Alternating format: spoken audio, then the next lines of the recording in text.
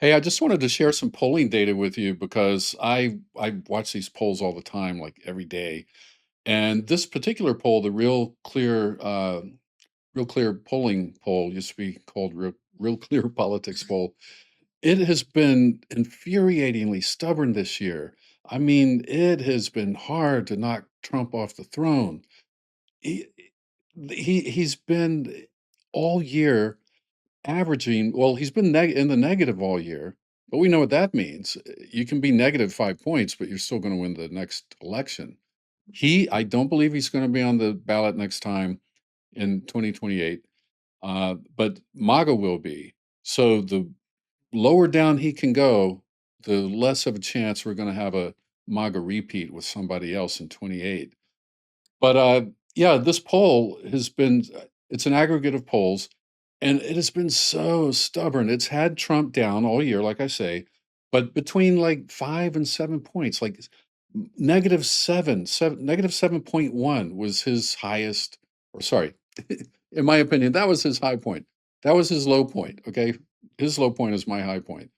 But yeah, so 7.1% in the red for him was like that. He never went beyond that. He couldn't break that barrier and get down to negative 10 or not. So I wanted to see him in double digits negative territory. And look what we got now. This has been this way for a couple of weeks now. And I never talked about it before because, it's just like single digit negatives doesn't say much for what's going to happen in the next election. But when you get into these double digits, and let me just point out a couple of things. Some of the polling companies that always have him in the positive, not only have him in the negative now, but in double digit negative territory. Look at this Rasmussen reports. It used to be so infuriating because they always had him in the positive, even when most of the others had him in the negative. But now they don't just have him in the negative, they have him at negative 10, minus 10. Look at that. Amazing, right? Really amazing. But right now, the aggregate total has him at minus 12.4 points. That's huge. It was minus 14, I don't know, I think last week sometime. But this is the first time it's really broken out of that single digit territory. Also, look at this. Every single poll here has him in the red. When he's positive, they signify that with black background and white numbers. And there were always black numbers on here. Like it was infuriating. Some polls would have him down like minus 12, and then other polls would have him up 5. And so the average never went beyond, much lower than minus 7. So frustrating this whole year, but to see it break, this is really broken. This is really something new that we haven't seen in a long time. In fact, I don't even think I don't remember seeing this for Biden either. Maybe we did though, but anyway, I didn't pay that close attention back then, I guess. But um, but I'll tell you one thing. He does tie with Biden on this. Look at this, the AP NORC poll, the National Opinion Research Council poll, University of Chicago, I believe. Look at this.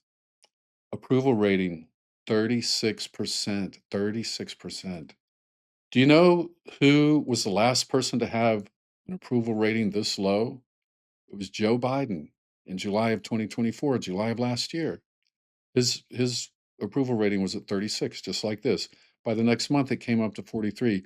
But he got 36% Biden last year in the Gallup poll. So all his polls weren't in the 30s, but that one was. And now we have one for Trump that is. And guess what? He ties with Biden. And these two men are the first two men in half a century who have gone this low. You have to go all the way back to the 70s to Nixon to get somebody who was this low.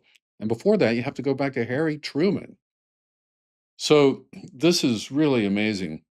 Look at this. There are 15 polls here, which is a lot more than normal. So they're showing 15 polls at the same time. Only 4 of them have him in negative single digits. I think it's 4. 1, 2, 3, 4. Yeah. 4, that's just 26%. 75% of these polls are in double-digit negative territory. This is uncharted territory, I have to say. And let's look at this historical graph down here. Look at this. Back in April, he hit minus 7.2. He was negative 7.2%. And that was his lowest low point. Then he got into the twos, the negative twos. He started, coming up in the polls. Then it hung around like -4, -5, threes, fours, back to the fives. And then I believe this is July, yeah. July, he went back down to -7, 7.1. Okay. And that was his worst point in all these months. He had two of those points at -7. Then in October 1st, he hit -7.7, right? Then he improved, went into the sixes. But then look at this, October 30th. October was his last good month. -7.3. October 31st, let's see, -7.8. And look what happened on November 1st. November 1st, -8.3. He broke the sevens on November 1st. We're at November 15th now. All right, the second, 9, -9. The third, -9.9. The fourth, -11. Look at this, 11.2, 11.3, 11.2, stuck in the 11s for a little while. All right, -12 on the 13th. And now today on the 15th, we are at -12.4. This is really, really amazing. So yeah, I mean, this is looking good. And I think something is broken here. I think the dam has burst because I'll tell you why. And it has to do with Jeffrey Epstein. But that's not the only thing it has to do with. Trump made a terrible mistake at the 1st of November on the after the November 4th election this year, when he came out and said, "Look, Republicans didn't perform well, but it's not my fault. I wasn't on the ballot." And then the Republicans started thinking, "Whoa, that's right. He wasn't on the ballot, but he's not ever going to be on the ballot again." So that these guys were relying on the enthusiasm that would be built up by Trump being on the ballot among the Republican base. That enthusiasm would get so many more of them out than would normally come out, because they're really excited about Trump. And that's how these guys have held on to power this long. But now they see that breaking. They see that coming to an end. I know they're starting to see it. I mean, you don't see people like Marjorie Taylor Greene come out and do what she's doing. If she didn't see it, she's doing that because she sees it. She sees the writing on the wall. She knows what's coming. Plus, I think she wants to run for president. So I don't think she minds bashing Trump at all at this point.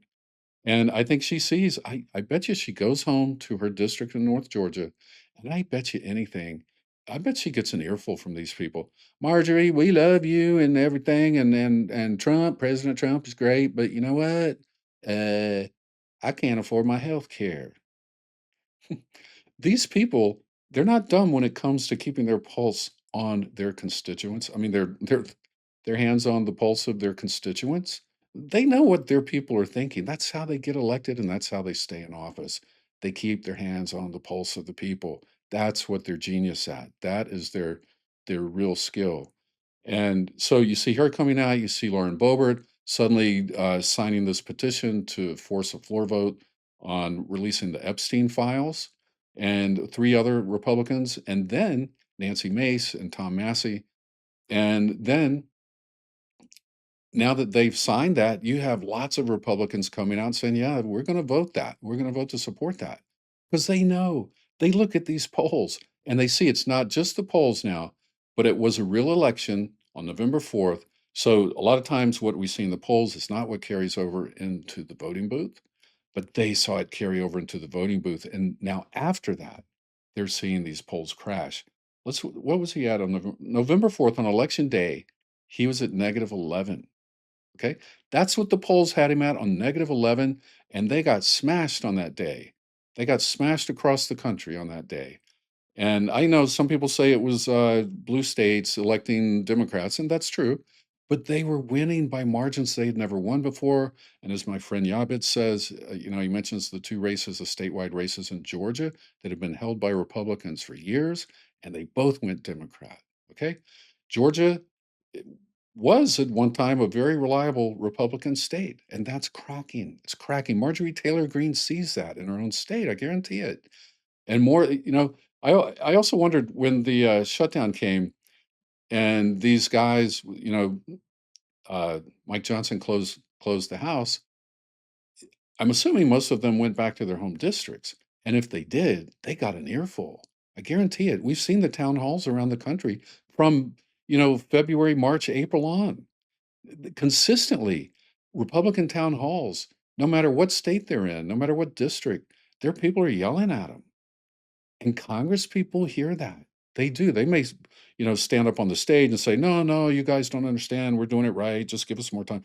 But they hear it. They hear it. They they know rejection when they hear it, and they'll do anything. They know Trump cannot help them out of this anymore because he ain't going to be on the ballot again. That's the good news, right?